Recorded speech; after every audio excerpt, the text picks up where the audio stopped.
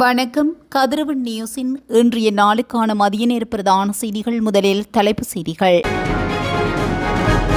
பாடசாலைகள் ஆரம்பம், கல்வி அமைச்சின் முக்கிய அறிவிப்பு. இன்று முதல் வழமைக்கு திரும்பும் சேவைகள். யாழின் நீரில் மூழ்கி நபர் ஒருவர் உயிரிழப்பு. புத்தாண்டு காலத்தில் இலங்கையில் 80 பேர் உயிரிழப்பு.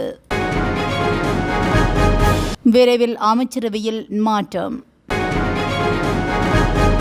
வீதியில் வீசப்படும் மனித உடல் பாகங்கள். மன்னார் நகரசபை தவிசாளர் அதிரடி நடவடிக்கை. கொழும்பு வீடொன்றில் நள்ளிரவில் நடந்த பயங்கரம், தாய் மகள் உட்பட 3 உயிரிழப்பு. களுவாஞ்சிக்குடியில் நபர் ஒருவர் வெட்டி கொலை. யாழில் உருக்குலைந்த நிலையில் மீட்கப்பட்ட ஆணின் சடலம். கொழும்பு நோக்கி சென்ற பேருந்தில் பெண்களுக்கு அதிர்ச்சி கொடுத்த நபர். பிரதான வீதியில் திடீரென தீப்பற்றி எறிந்த முச்சக்கர வண்டி. அதிக கட்டணம் வசூலிக்கும் பேருந்துகள் மீது அதிரடி நடவடிக்கை. தொடர்பான விரிவான செய்திகள்.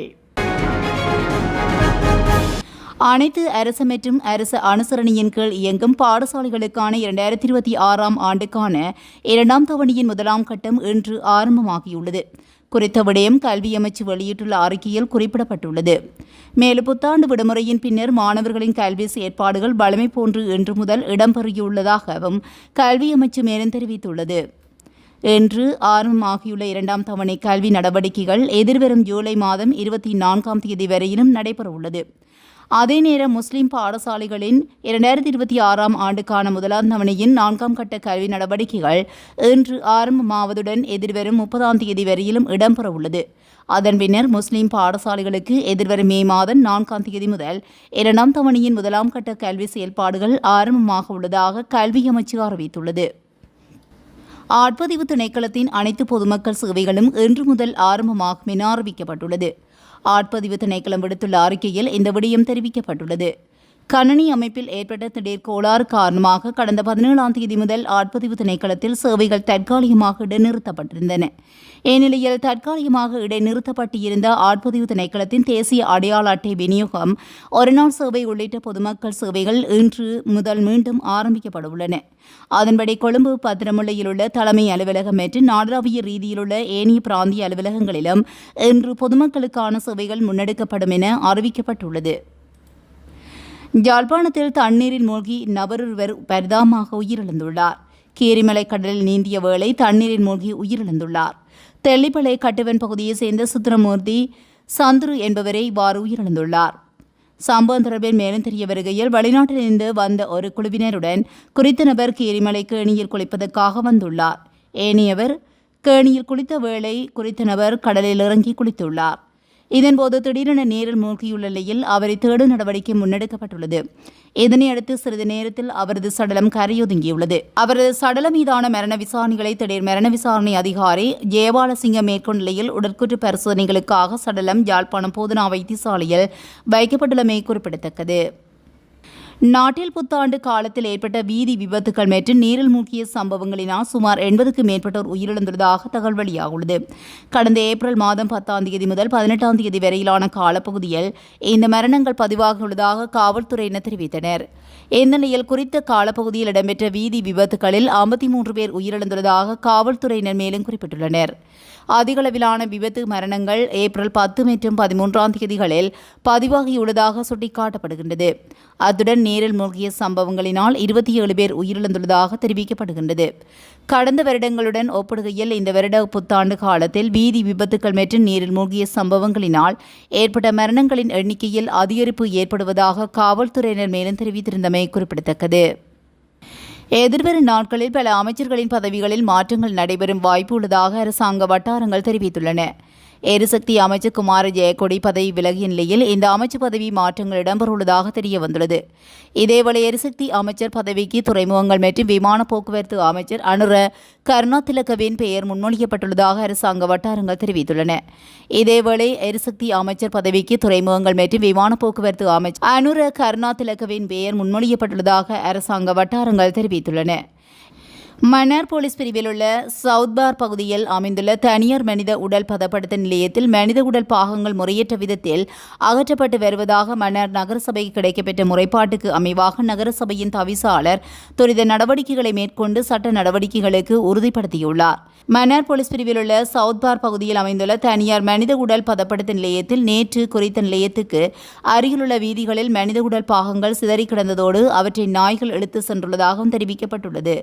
நீண்ட காலமாக இந்த நிறுவனம் மனித எச்சங்களை சரியான முறையில் அப்புறப்படுத்தாமல் மக்கள் நடமாடும் பகுதிகளில் அருகிலேயே வீசப்பட்டு வருவதாக பொதுமக்கள் குற்றம் சாட்டி வந்த நிலையில் நேற்று காலை இந்த சம்பவம் மீண்டும் இடம்பெற்றுள்ளது. இதனால் அப்பகுதி முழுவதும் கடும் துர்நாற்றம் வீசுவதுடன் தொற்று நோய்கள் பெறவும் அபாயம் ஏற்பட்டுள்ளதாக பிரதேச மக்கள் விசனம் தெரிவித்துள்ளனர். கொழும்பின் புறநகர் பகுதியான மகரகமையில் 2 மாடி வீடொன்றில் ஏற்பட்ட தீ விபத்தில் 3 உயிரிழந்துள்ள நிலையில் விசாரணையில் பல தகவல்கள் வெளியாக உள்ளன. இந்த வீட்டின் மேல் மாடிக்கு வீட்டின் உரிமையாளர் கடந்த 18ஆம் தேதி இரவு தீ வைத்ததில் ஒரே குடும்பத்தைச் சேர்ந்த தாயும் மகளும் தீ வைத்த வீட்டின் உரிமையாளரும் உயிரிழந்துள்ளதாக அதிர்ச்சி தகவல் வெளியாக உள்ளது.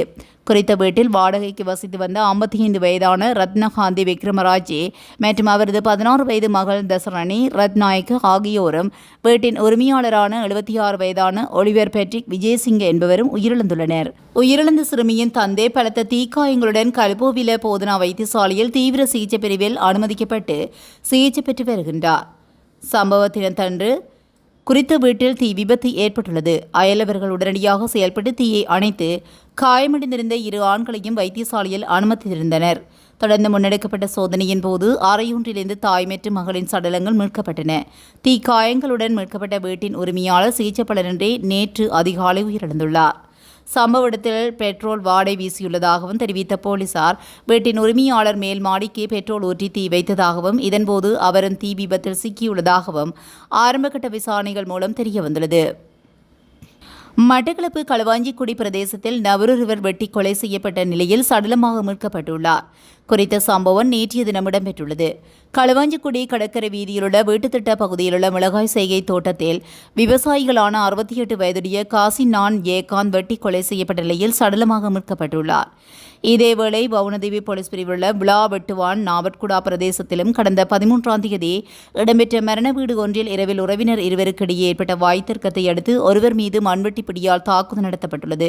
அதில் அவர் படுகாயமடைந்த நிலையில் வைத்தியசாலையில் அனுமதிக்கப்பட்டதை அடுத்து அவர் மீதும் தாக்குதல் நடத்திய 19 வயது இளைஞனையும் 14ஆம் தேதி கைது செய்ததுடன் சிகிச்சை பெற்று வந்த 35 வயதுடைய தங்கத்துறை ரவீந்திரா நேற்று முன்தினம் சிகிச்சை பலனின்றி உயிரிழந்துள்ளார். இதனைத் தொடர்ந்து கடந்த 17ஆம் தேதி இரவு சந்திவெளி போலீஸ் பிரிவுள்ள சித்தாண்டி பிரதேசத்திலும் மதுபானம் குடிப்பதற்கு 1000 ரூபாய் பணம் தர மறுத்த தாயாரை கொலை செய்த குற்றச்சாட்டிலும் 20 வயது மகன் கைது செய்யப்பட்டு நீதிமன்றத்தில் முன்னிலைப்படுத்தப்பட்ட நிலையில் எதிர்வரும் 1ஆம் தேதி வரை அவர் விளக்கமறியலில் வைக்கப்பட்டுள்ளார். அந்த வகையில் மட்டக்களப்பு மாவட்டத்தில் கடந்த 6 தினங்களில் 4 பேர் கொலை செய்யப்பட்ட நிலையில் சடலமாக மீட்கப்பட்டுள்ளதுடன் 4 பேரையும் கைது செய்யப்பட்டுள்ளதாக போலீசார் தெரிவித்துள்ளமை குறிப்பிடத்தக்கது. பலிகாம கிழக்கு பிரதேச சபைக்கு முன்னால் உள்ள வீதிக்குள் காணப்படும் வயலில் இருந்து ஒருவரது சடலம் உருக்குலைந்த நிலையில் நேற்றைய தினம் மீட்கப்பட்டுள்ளது. சடலமாக காணப்படுபவர் யாரென தெரிய வராத நிலையில் அவருக்கு அந்நிலவாக 50 வயது இருக்கும் என தெரிய வந்துள்ளது. தற்போது அவரது சடலம் மீட்கப்பட்டு உடற்கூட்டு பரிசோதனைகளுக்காக யாழ்ப்பாணம் போதனா வைத்தியசாலையில் வைக்கப்பட்டுள்ளது. சடலம் மீதான மரண விசாரணைகளை திடீர் மரண விசாரணை அதிகாரி ஆவண்ணா ஜெயமாலசிங்கம் மேற்கொண்டார். அனுராதபுரத்திலிருந்து கொழும்பு நோக்கி பயணித்த பேருந்தில் 3 பெண்களிடம் கொள்ளையடித்த பிரதான சந்தேக நபர் ஒருவரை போலீசார் கைது செய்துள்ளனர். கடந்த ஏப்ரல் 2ஆம் தேதி இரவு இந்த கொள்ளை சம்பவங்கள் இடம்பெற்றுள்ளது. இந்த சம்பவம் தொடர்பான விசாரணைகளை தொடர்ந்தும் அனுராதபுரம் போலீசார் மேற்கொண்ட நடவடிக்கையினால் ஏப்ரல் 17ஆம் தேதி பண்டிலக்கம பகுதியில் வைத்து சந்தேக நபர் கைது செய்யப்பட்டுள்ளார். சந்தேக நபர் அனுராதபுரம் பேருந்து நிலையத்தில் வைத்து பாதிக்கப்பட்ட பெண்களுடன் நட்பாக பழகி அதே பேருந்தில் ஏறியுள்ளனர். பயணத்தின் போது அவர்களுக்கு உணவையும் பானத்தையும் கொடுத்து மயக்க நிலையை ஏற்படுத்தியுள்ளார். அவர்கள் அரை மயக்க நிலையில் இருந்தபோது அவர்களிடமிருந்த நகைகளை கொள்ளையடித்துள்ளனர். போலீசாரின் தீவிர விசாரணைகளின் பயனாக கொள்ளையடிக்கப்பட்ட சுமார் 1.7 மில்லியன் ரூபாய் பெறுமதியான தங்க ஆபரணங்களை மீட்க போலீசார் நடவடிக்கை எடுத்துள்ளனர். ஷலியா வெவ பிரதேசத்தை சேர்ந்த 54 வயதுடைய நபரை இவ்வாறு கைது செய்யப்பட்டுள்ளார். இதுகுறித்து அனுராதபுரம் போலீசார் மேலதிக விசாரணைகளை தொடர்ந்து மேற்கொண்டு வருகின்றனர். நுவரெலியா கண்டே பிரதான வீதியில் முச்சக்கர வண்டியொன்று தீப்பற்றி எரிந்துள்ளது. இந்த சம்பவம் ஞாயிற்றுக்கிழமை இடம்பெற்றுள்ளது. நுவரெலியா கண்டி பிரதான வீதியின் அதிகாரிகம பகுதியில் பயணித்துக் கொண்டிருந்த முச்சக்கர வண்டியொன்று திடீரென தீப்பற்றி எரிந்து விபத்துக்குள்ளாகியுள்ளதாக போலீசார் தெரிவித்தனர். இதனால் முச்சக்கர வண்டியில் பயணித்தவர்களுக்கு எவ்வித பாதிப்புகளும் ஏற்படவில்லை எனவும் முச்சக்கர வண்டியில் ஏற்பட்ட கோளாறு காரணமாக தீப்பற்றியிருக்கலாம் என போலீசார் தெரிவித்தனர். சம்பவம் தொடர்பில் மேலதிக விசாரணைகளை நுவரெலியா போலீசார் மேற்கொண்டு வருகின்றனர். பேருந்து பயணிகளிடம் சட்டவிரோதமான முறையில் அதிக கட்டணம் வசூலிக்கும் அல்லது பயண சீட்டுகளை வழங்க மறுக்கும் பேருந்துகளுக்கு எதிராக கடுமையான சட்ட நடவடிக்கை எடுக்கப்படும் என தேசிய போக்குவரத்து ஆணைக்குழு எச்சரித்துள்ளது. பயணிகள் தமக்கு நேரும் அசௌகரியங்கள் குறித்தும் பின்வரும் வழிகளில் முறைப்பாடுகளை பதிவு செய்யலாம் என ஆணைக்குழுவின் பணிப்பாளர் நாயகன் நிலான் மிராண்டா தெரிவித்துள்ளார். தேசிய போக்குவரத்து ஆணைக்குழுவின் 1955 என்ற 24 மணி நேர நேரடி அழைப்பு இலக்கத்துக்கு தொடர்பு கொண்டு புகார்களை அளிக்கலாம். அண்மையிலுள்ள காவல்துறை நிலையங்களில் பேருந்தின் விவரங்களுடன் முறைப்பாடு செய்யலாம். வீதி பயணிகள் போக்குவரத்து அதிகார சபை அல்லது தேசிய போக்குவரத்து ஆணைக்குழுவின் அலுவலகங்களில் நேரடியாக தகவல்களை வழங்கலாம் என்றும் இந்த விசேட கண்காணிப்பு நடவடிக்கைகள் எதிர்வரும் ஏப்ரல் 21 வரை 24 மணி நேரமும் நாடளாவிய ரீதியில் முன்னெடுக்கப்படும் என அறிவிக்கப்பட்டுள்ளது.